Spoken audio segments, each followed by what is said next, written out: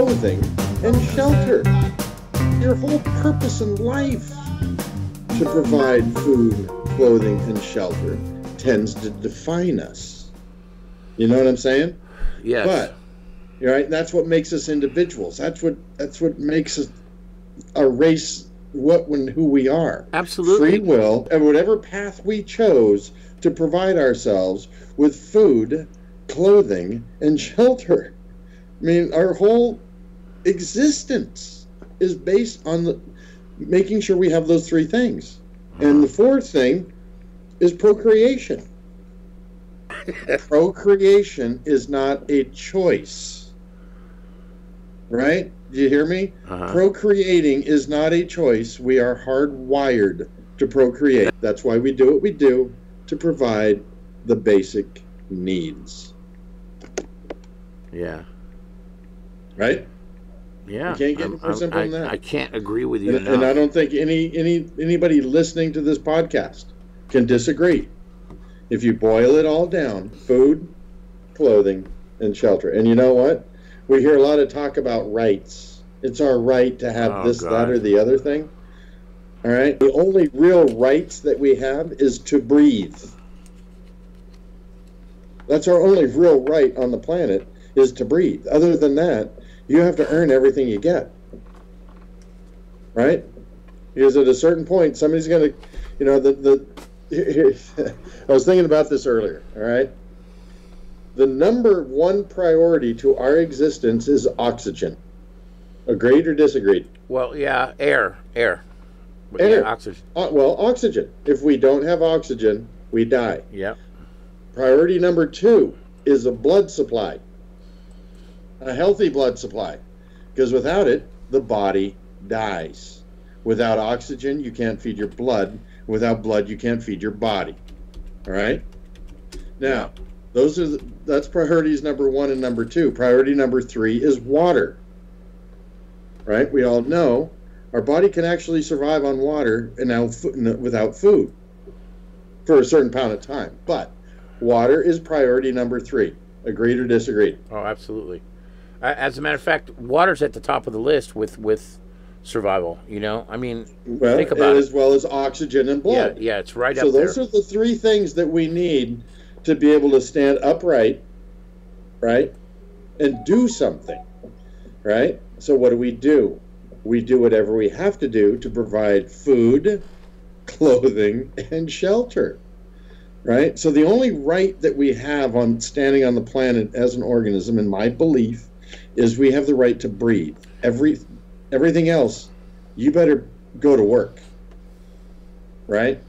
Now, water, thank God we have rain. If you're in a place that it rains a lot, like I do in Portland, Oregon, well, guess what? Water's not a problem. It's going to come to me. I just got to figure out how to catch it. But other than that, I've got to go to work to provide food, clothing, and shelter. Doesn't matter what I do, but I'm going to have to do that to survive. Mm-hmm. Agreed or disagreed? No, it's 100% true. Basically, where are we coming from? Do we just come from being cavemen to all of a sudden having a checking account? No, it's a partially a function of where we came from, surviving, then coming to this monetary system. Evolution. It really is. Yes, absolutely. Yeah, because we evolve in our society, right? Because again, whether you're born in the Northeast, Northwest, Southeast, Southwest, Midwest, it doesn't matter where you're born. We all come out blank, right? The subconscious is blank. The mental chalkboard has nothing on it, right?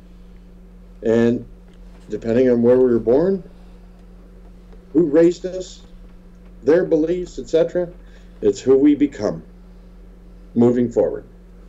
Absolutely. And that is how, what defines us and how we move forward in life, to provide food, clothing, and shelter. We're all after the same thing. We're all going after the same thing, but how we get there depends on who raised you, where you were raised, their belief systems, your grandparents' belief systems, your great-grandparents' belief systems. We're all a product of our own Pretty environment amazing. and our own history. Pretty amazing when you stop to think about it, you know, and where our entire system of survival and interaction has come from. Well, in my belief, right? Again, I'm only giving my opinion, but because we are all so similar in that regard, right? Again, air, blood, water, and the basic needs. We are all so similar. Why do we have such a tough time having empathy for each other? Well, that's why a do good we look question. at each other as such individuals? The only reason we're divisive and hate each other is because of our belief systems and what we think and what we feel. But if we really get down to the brass tacks, we're all the same human, and we should all have a lot more empathy for our own individual human condition that was brought upon where we were raised, who raised us, and their beliefs based on their parents' beliefs and their grandparents' beliefs and their great-grandparents' beliefs. Mm-hmm. It all flows in one direction, and every generation is different in their thoughts and their beliefs and what they do based on, you know, the variables of free will. But if you boil it down to the bottom line, air, blood, water, food, clothing, shelter, we're all the same people doing the same thing, and You know, we I should got all I have to have say, a lot more empathy and love and care for each other. That's the bottom line. I have to say that I knew that we would get around to talking about this kind of part of life, because it invariably, every time I have a private discussion with either you or your partner, we end up here at least for a minute, you know, talking about, because you both have a tremendous amount of care for people. And, you know, whereas I don't know about you, but, you know, I know Harry has a little less patience, but there's something that you can't deny about him, is that he as much as he despises the stupidity in the universe, like Zappa said, there, you know, the only thing more prevalent than hydrogen is stupidity. He really has little patience with it, and I empathize with that. But he does have a tremendous amount of compassion, and it's weird to see it come out in various ways with him. So I just knew that we would end up getting down to the basics. It's like, why does truth and equity exist? And that's kind of almost an Achilles heel with some companies in this day and time. You know what I mean? And of course, truth and equity has quite a story to tell when you talk about surviving in the corporate world, and you know, going to sit down with the regional managers of banks and having them try to steal your idea and stuff. And I think we should get into that at some point, but maybe not today. But I want to tell that story. Maybe not name names, but tell people just when you guys knew you were onto something. The way the story was told to me. When we knew we were onto something, you know what I mean? He's told me that story, and you've alluded to it. And I think it's a fantastic... I don't know if it'll compel people to say, wow, I mean, you know, these guys really do have something. But they should know this. I mean, that the establishment has no problem with trying to bend you over and take an idea that they can turn it into their benefit. Yeah, well, you make a good point, you know, and again, we'll leave that story to another day, I think, Yes. But it's sad to say this, and you know, if you don't know me, that you probably take it the wrong way, but we really don't have any friends out there. You know what I mean? And it's not that everybody that we're dealing with are bad people. They're just trying to make it on this planet, to get food, clothing, and shelter. You know what I'm saying? And when you run into somebody that you respect and respects you, and somebody that doesn't, it's a matter of their own moral character. It has nothing to do with you. It has to do with their moral character and what they're willing to do at somebody else's expense to get food, clothing, and shelter. But on top of that, in today's society, feed their ego and their pride and make sure they're keeping up with the Joneses. I would almost go so far as to say that's something that cannot be ignored either, because that's that's one of the biggest motivating factors of our society today. Look better, be bigger, have more than somebody else, because that's how we're measured, right? Yeah. We're measured by, it's not a matter of food, clothing, and shelter. Now it's a matter of where we eat, how big of a house I live in, how great my car is. You know what I'm saying?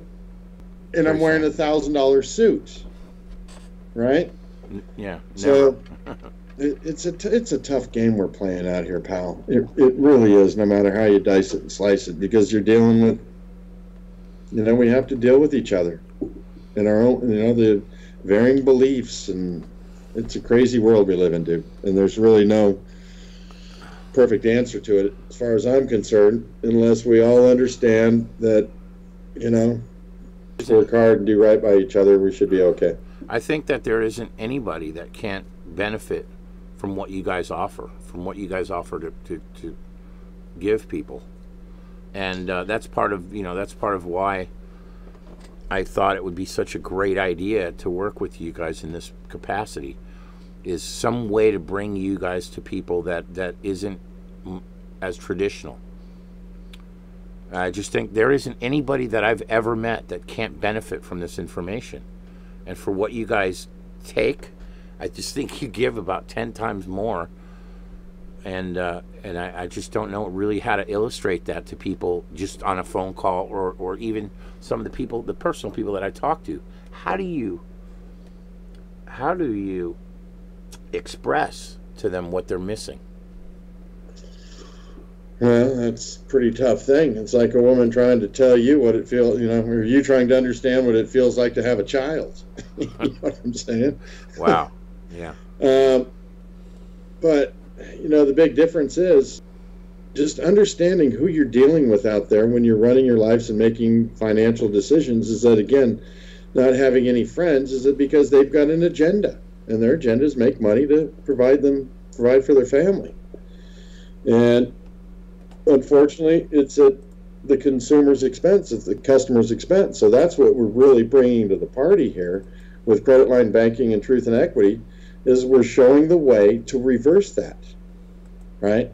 Is that it does not have to be at your expense. Yes, there is an expense to borrowing money. We understand that, and that's part of the gig. That debt does not have to come at your expense, i.e. your demise. Right.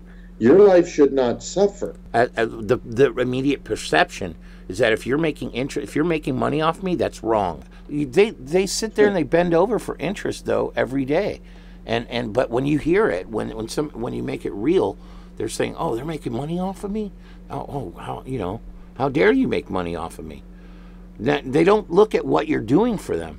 The value. No, you make a very, very good point, right? Yeah. And you know what? I want to curse. I'm gonna tie that into our conversation 20 minutes ago about Depression era economics and mentality, right? Right.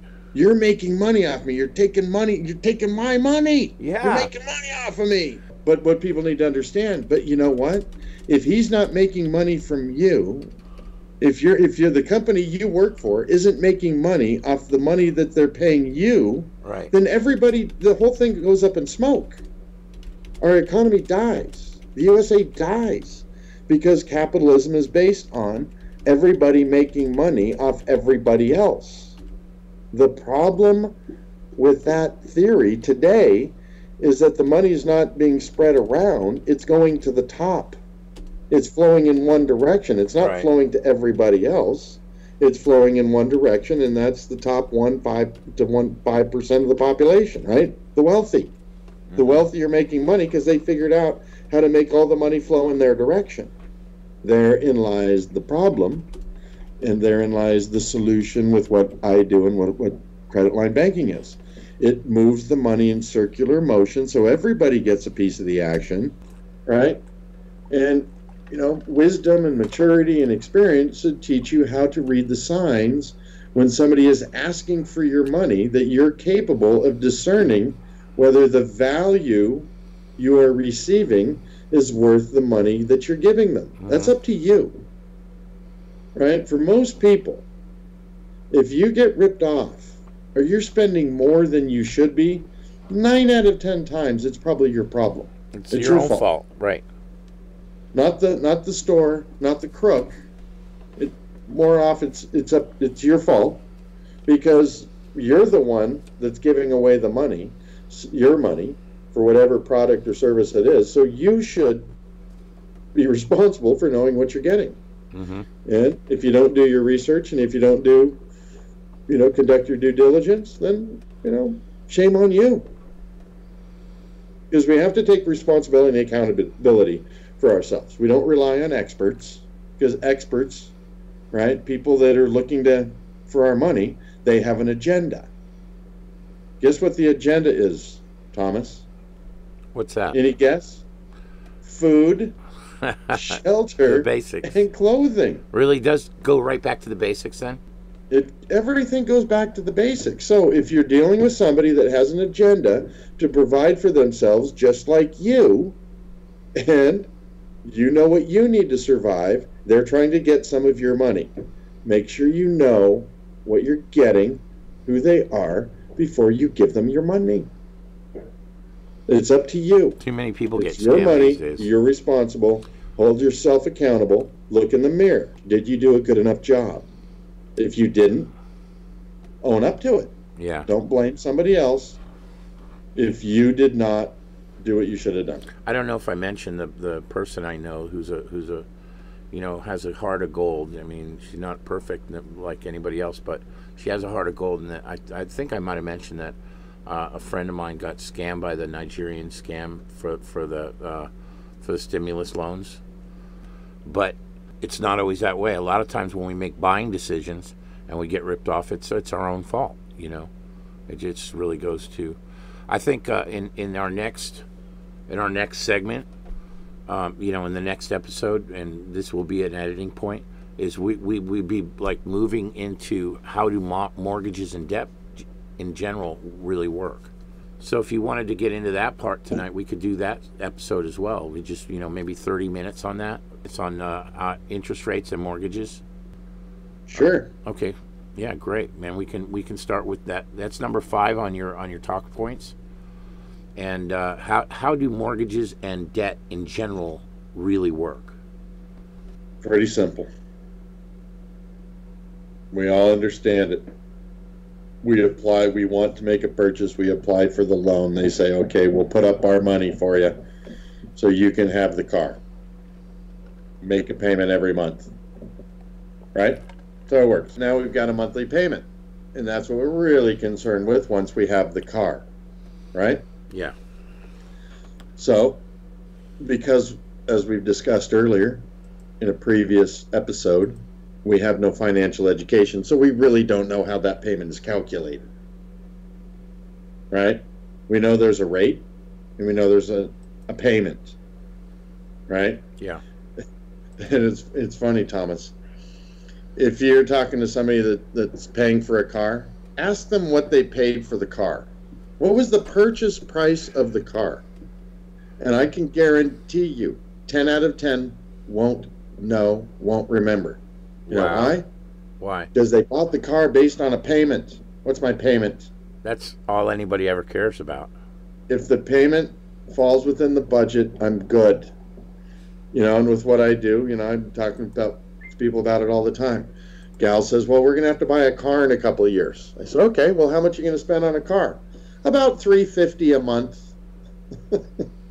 You know what I mean? So yeah, people think payment.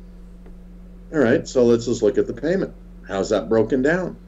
You ask 10 out of 10 people how to calculate the interest they pay on their car loan, 10 out of 10 people won't be able to tell you. Wow. Why? Because we're not taught. Again, back to previous conversation. We're not taught how that works. Well, here's how it works. Listeners, if you want to figure out how much interest you're paying per monthly payment, multiply your balance times the interest rate and divide by 12. That's how the interest is calculated on a mortgage. Balance times the interest rate divided by 12. Okay. Wow. You can go to any amortization calculator on the internet, plug in the balance, multiply by rate, divided by 12, go look at the interest column, you'll find the number.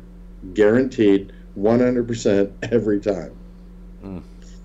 Right? Now, if you've got your $350 payment and you've just done that calculation, you've discovered that your interest is $178, how much principal did you pay down on the loan?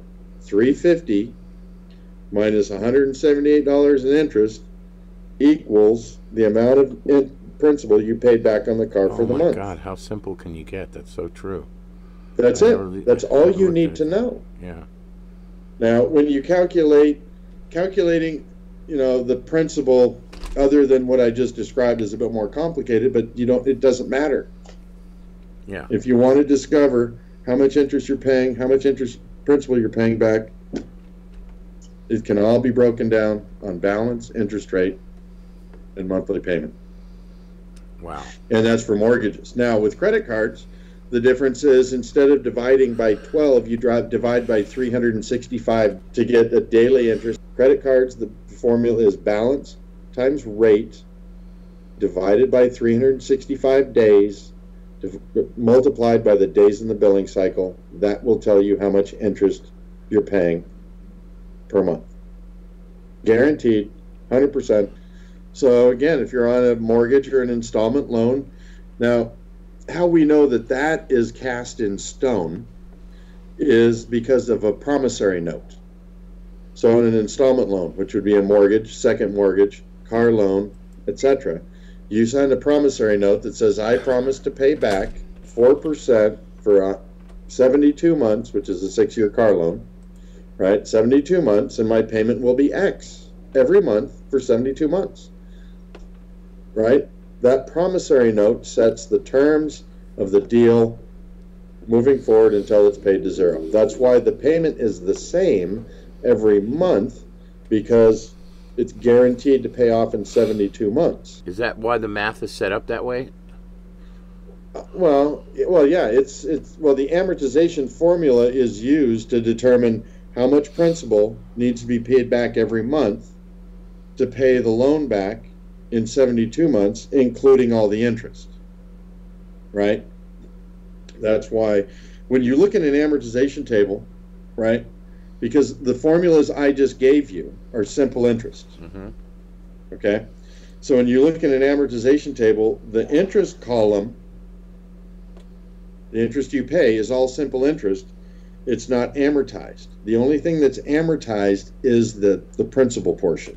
Right. So on any amortization table for any loan, mortgage or otherwise, the principal is the only portion that's amortized. The interest is all simple interest. Now, the reason for that is that the amount borrowed to be paid back is already predetermined. We know at the beginning we owe $30,000. Yeah. Right? Now, the interest that we pay is not predetermined because it's simple interest based on the balance. So that's why interest cannot be amortized, because it's not predetermined. Principal is predetermined, so we can amortize its payback. Does that make sense? I know it's kind of confusing. Absolutely. But it makes sense to me. It's important to know that the interest column is balance times interest rate divided by 12. Simple interest. You cannot amortize simple interest. You amortize the amount you borrow. Very interesting. But here's what makes it important in relation to thinking differently about your money. Since the interest that we pay on a loan is not predetermined, right? The interest that we pay is determined on how we repay the balance, how it's amortized. Right. So if we can speed the payback process, we pay less interest, because interest is based on how much we owe.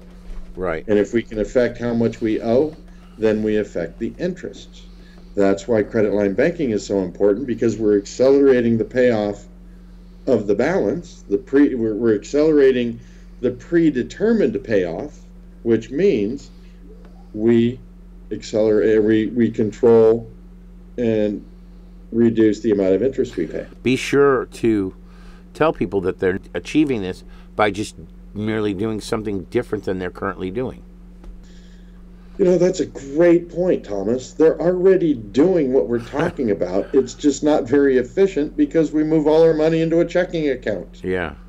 And that's where we lose the value and the power of our income because we've put it into a vehicle that provides no benefit. Harry says they're walking around with a hole in their bucket, and his bucket doesn't have any holes in it. That's a very, very good point. That's exactly right. They're walking around with buckets that leak, and we're walking around with sealed up buckets that don't leak. Their buckets leak into whose pocket?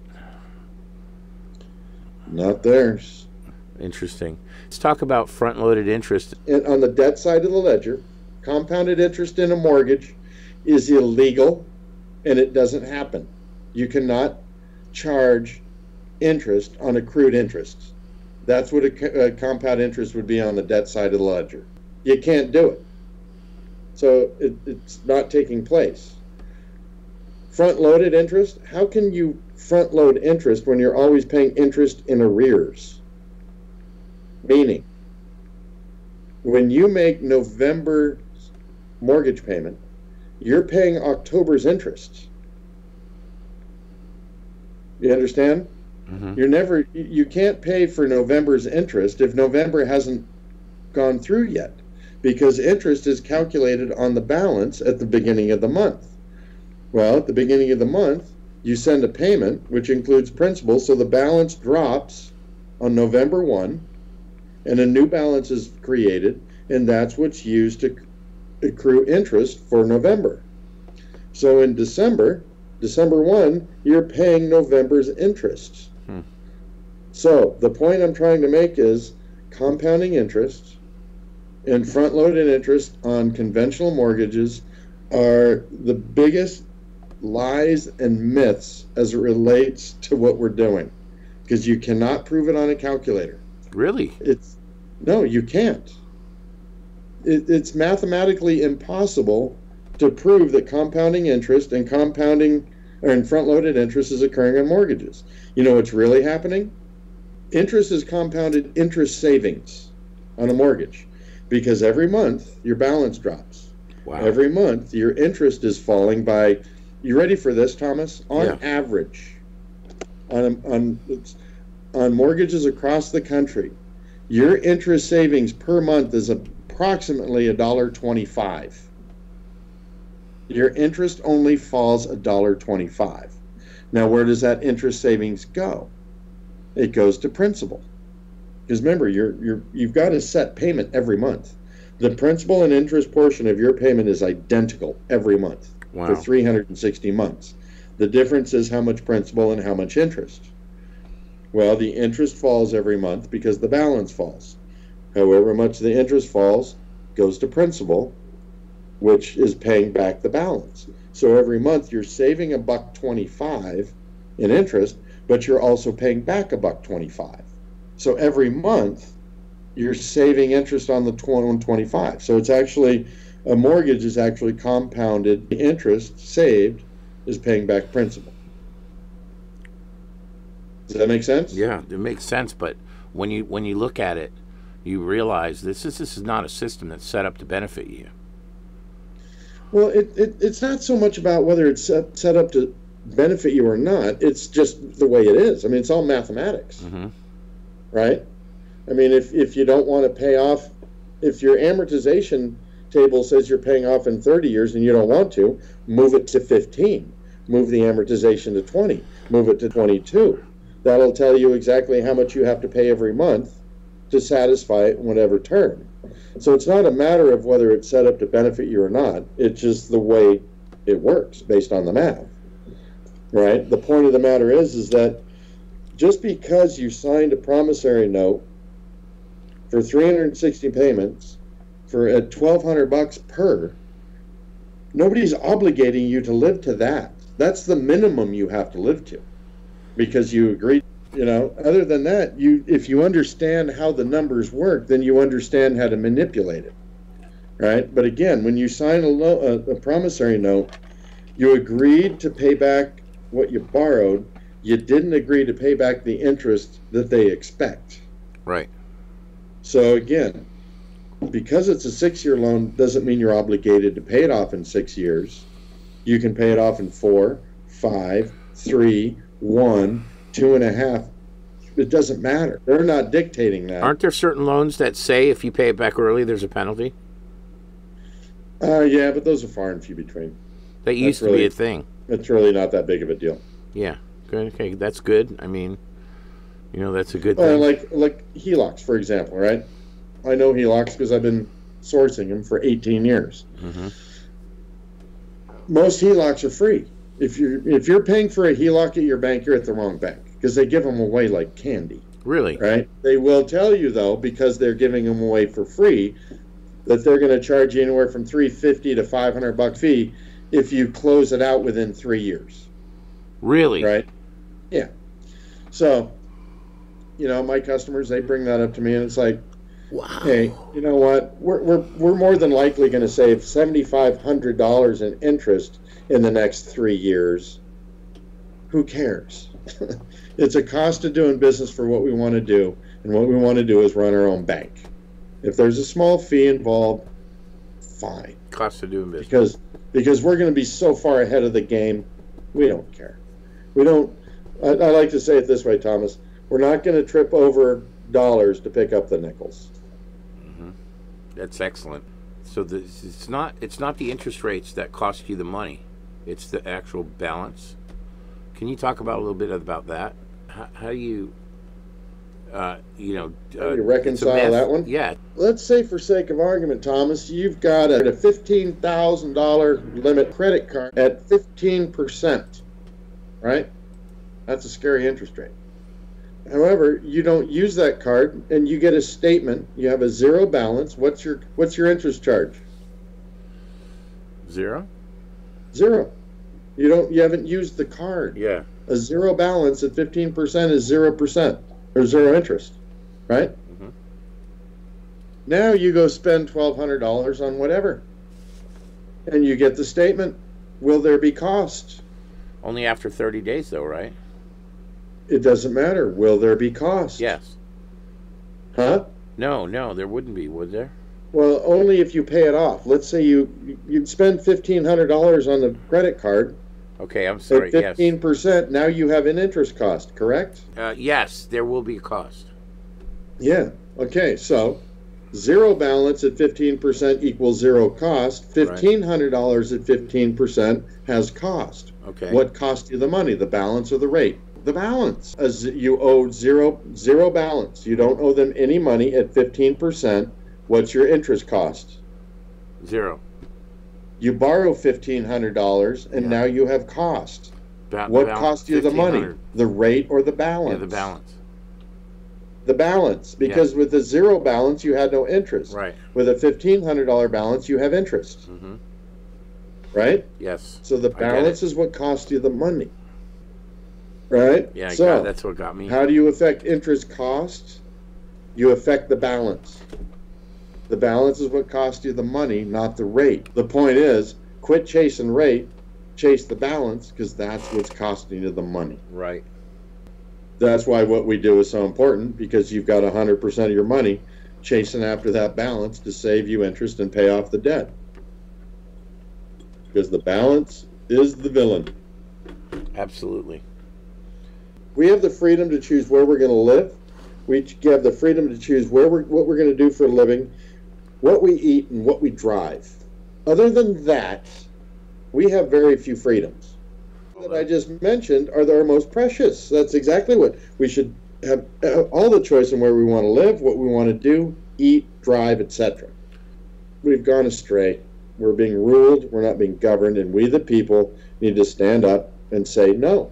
If we want to take control of our country as the people need to understand that this whole machine that we function in is driven by the almighty dollar. 100%, that is the fuel. That is the fuel behind our economy. Because if the money stops moving, So does the economy. Agreed or disagreed? No, it's 100% true. Now, who controls the greenbacks? Feds? Nope. Who? We do. We get paid every other Friday. The money starts with us. Yeah, okay, it's printed, the government got, but the bottom line is we go to work, we get a paycheck. Whether we get cash or goes into a checking account, it doesn't matter where the money goes, but we get that money that we push into the economy. You have a certain amount of control, you're saying. We have a lot of control. What happens if 50% of Americans decide on payday to cash their check? Not deposit, cash. What happens to the banking system? So what you're saying is that we have a certain amount of power that we've been convinced that we don't have. Exactly. And then here's where we lose all our power. We give our money away to a checking account. It goes into the bank and they take ownership of it and they hold dominion over our lives. Now I'm going to come back and I'm going to pass this question back to you. What do you think would happen to the banks if 50% of the population cashed their paycheck? Not direct deposit, walk away with the money. They would be asking Congress for money. They'd panic. It would be a panic. They would have to shut their doors. Okay, Now, I don't want to shut the banking industry down. I'm not anti-bank, right? Right. They're vital in our society. They're my best friend for what I do. What I'm proposing is that if we did this, it would get their attention, right? We can do this with our government. We can do this all over the world because we earn the money. The only reason this whole thing works is because we give it to a checking account, and or we pass it along to those for what we need, right? Utilities. I don't have any problem paying for utilities. They provide a service. They provide me light. Okay, I'll pay you. Groceries, gas, all the things we need to survive. I got no problem with it, right? But when we give our money away through a checking account, they hold dominion over our lives. We get nothing in return. They fee us to death. They're leeches. I'm sorry. They're not bad people, but the system itself turns us into the blood bag for the rest of the world, right? Other people feeding off your blood supply. And that's what we're doing. Everybody's feeding off of our income. And our responsibility is to make sure that the blood supply is there by going to work. Whoa. And feeding the system. There's not a problem with earning a living. The problem is feeding the whole system, feeding off of us. That's what this whole thing is about. And it's not, there's nothing, again, there's no bad people in the world that are doing it to us. It's the system that we've developed for ourselves. We've done it to ourselves. This wasn't some subversive activity. It was a banking idea that got put into place. We've grown upon it and expanded upon it with technology, etc. And it's just a system by which we've developed, by which we work. It's an experiment. And it's failing us. Because if it's such a good system, why all the debt? Why the financial distress? Why the haves and have-nots? Well, it's because of the system that we've built for ourselves to manage our money. Wow. It's a bad system, right? Just because it's the only one doesn't mean it's the right one. I think after 250 years, we've discovered this is not producing what we wanted it to produce. Let me ask you, though, what would happen if 50% of the population switched and used the strategies that your company provides? What would happen? You know what? That is industry? a phenomenal question, because I'm going to give it to you on a national scale. Okay. Right?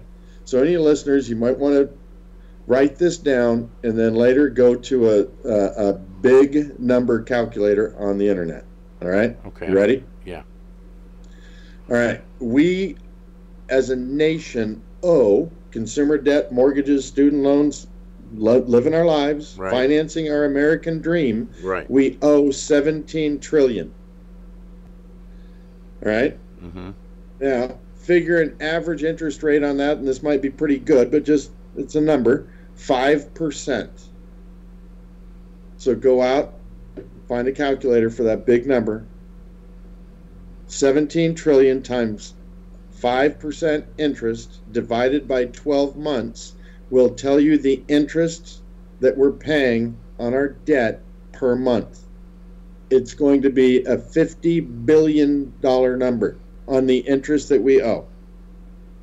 Okay?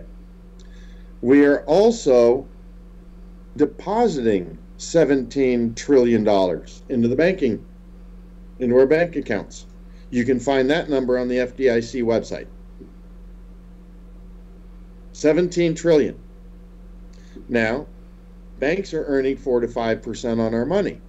So use 5%, 17 trillion times 5% divided by 12 will tell you exactly how much they're earning on our deposits. Okay? Mm-hmm. Now, back to your question. Let's assume we can take half of our deposits and apply them against our debt. So what would that be? If you took $8.5 trillion and paid down our debt to $8.5 trillion, now 8.5 trillion times 5% divided by 12 is going to be about $25 billion a month. So what did we just do? If we applied half of our deposits to our debt, we would cut our interest cost in half. That $25 billion, that would go back to the consumer. Yeah. Now, the bank, on the bank side, they would earn half as much money because they would earn interest at 5% on 8.5 versus 17. So they're going to cut their profits in half. So the bank's going to lose 50% of their profits. We're going to gain 50% of the interest back in our pocket. Which is power. Right? That's a lot of money. That's a lot of money. Well, guess what? The bank's going to lose half their money. Who cares? We didn't agree to any of this stuff. Right? Right. So if we cut their profits in half, boo-hoo. Because we didn't obligate ourselves to paying all the interest they wanted. Wow. We agreed to pay interest on what we owed. So if we can get $25 billion a month back in our pockets, everybody's still winning. The bank still earns a profit. There's still interest being earned on our debt, but it's not at our expense. We don't become the blood bag for everybody. We retain half our blood supply. When you said on a grand scale, those are real numbers, right? And again, when you look at applying half of our deposits against our debt, that's what credit line banking customers are doing right now. Leverage your income against your debt, become a banker, not a consumer, and reap the rewards. That's what your clients are all doing. Every one of them. That's why we can boast about paying off 4 times faster, because that's what our students have been doing. We've been tracking and managing their results. I've got the data. I know what this thing does. When you say pay your house off in 5 to 7 years, you're not kidding. Well, I mean, that's not the guaranteed for everybody. All individual results will vary, but it's possible if your numbers, dictate that that's your payoff. Let me ask you something. If there was 3 things people have to do in order to make this work. They have to be fiscally responsible. Okay. They've got to have a stable income, and they have to be lendable. Meaning, we have to be able to go out into the real world and get a loan, the line of credit. Right. And, that's a moving target all the time. But, you're going to need a 680 credit score, pretty much minimum. If you can get that, then you can do this. Then you're good. Wow. Yep. I've turned a lot of people away that wanted to do this, but I could see, based on the situation they were in, how they got there. I'm not going to fix them. Getting into credit line banking is not going to fix their problem. Right. Because they're just fiscally irresponsible. Yeah. They're all about a lifestyle than anything else. So, it's a big deal. Sure it is. You got to have fiscal responsibility, good stable income. Beyond health, this is the most important thing to a human being. Is you have to have your finances together. And if you don't, you're just surviving. And that's the difference, I think. Yeah. It's almost more important than your health, because if your finances are for crap and then you get into bad health, well, there's no help.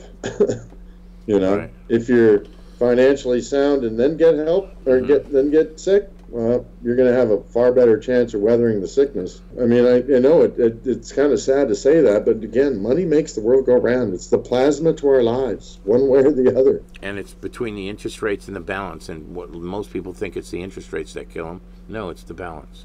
Wow. It's the balance. Great place to leave off for this week. Because next time we get together, we're going to be getting into the TIE and the actual strategy that CLB uses, powered by Truth and Equity, that will give people the power to wield, to command their finances, to be their own bank. That's the part I like. You can basically govern your future. Well, look at it this way: you got a lot more command over your future if you take command over your finances and don't rely on the banks. They are not your friends. They're tools. They're nice people. You can either use the tool properly or you can make a mess with it. Hey, Thomas, do you know the difference between dumb and stupid? No. Dumb is hitting yourself in the forehead with a ball-peen hammer. Right. Stupid is doing it twice. I got you. Well, listen, I want to let our listeners know that they can catch your instruction, your show here at least once a week. We're going to try to do a segment, and we'll also be providing it in podcast form, so you can listen to Bill's strategies here and some of his advice on a regular audio podcast in your car. And we should have our RSS feed up in about a week. We're constructing that platform now, so it's going to be interesting. I think a lot of people will be able to listen to you in their car instead of having to, think that they'd have to watch a video. I think this is one of the most comprehensive presentations of how to run your personal family finance that I've ever seen. And it's great that we were able to get you guys here with us. I mean, your time is very valuable. So I know that a lot of people are going to appreciate being able to see this, And you can go to truthandequity.com, www.truthandequity.com. Be sure to fill out that personal profile. These guys, the site is locked tight, so that if you fill out a personal profile, why don't we just real quick tell people what they're doing when they fill out a profile at www.truthandequity.com. Well, what they're doing is we're just looking for your budget. What do you earn? What do you owe? What do you spend? We don't need any of the Social Security numbers, no account numbers. We're not a bank. We're not a broker. We're not applying for loans. We just need to know, just the basics. So again, once we have those numbers, they're going to flow into a proprietary amortization table that I built specifically for this. So what do you owe? What do you earn? What do you spend? It'll calculate everything out and tell us exactly how quickly you could pay off your debt with just those numbers. So that's what you can expect, and that's what you're doing when you're going to Truth and Equity. Wow, pretty amazing. And you'll be able to see some of the testimonials. Now the site's pretty busy, so just take a minute, stop for a minute, and look at what check out what you're looking at here, and play some of those testimonial videos. Those are real clients of yours going back to the mid 2000s. Isn't that correct? Yep. And yep. But I want to point this out. Yeah. Because we're probably more proud of this than anything else we've done in 15 years. Is that once you get your profile started at the website, there's a link under testimonials where you can go find a web page of customers who have volunteered their email addresses. What? So if anybody wants to go email a customer, they can go ask about their experience with Truth and Equity, and these people have volunteered to put their email addresses up for anybody to contact them. That's how strong they feel about what they've done with us. Let me get this straight. Your company has an area on your website where you can go and actually contact clients and see what their experience was like. They're not paid, nothing. They volunteered because that's how strong they feel about it. I mean, that's a crazy thing, isn't it? Yeah, I've never seen any company do that. So when it comes to implementing a new banking strategy, a new banking model, it takes a little training, it takes support, and it takes guidance. And that's what we do. And we've done it so long, and we do it so well. That's why we have people that have volunteered their email addresses for anybody out there to say, are these guys legit? Right. Because We just provide the right training. We promise support and guidance, and we just deliver. What are we actually getting people to do, Thomas? Move your money from a checking account to a line of credit back to a checking account to pay your bills. Right. That's it. That's it. Yep. It really is that simple. The complexity, of course, comes in dismantling from the traditional, conventional model. This primer is all designed just to, again, give people confidence of the certainty of the numbers. Education. Probably the best advice I ever got from my dad when I was a kid. Whatever job you have from now and over the next probably 5 years is not where you're going to end up 20 years from now. Wow. So, the jobs that you take between now and when you find the path you're going to follow, you're getting paid to learn, but you also pay attention to the people around you, the managers, who's running the show. Learn. You're going to get paid to learn. Pay attention. It was the greatest advice I think I've ever gotten my whole life.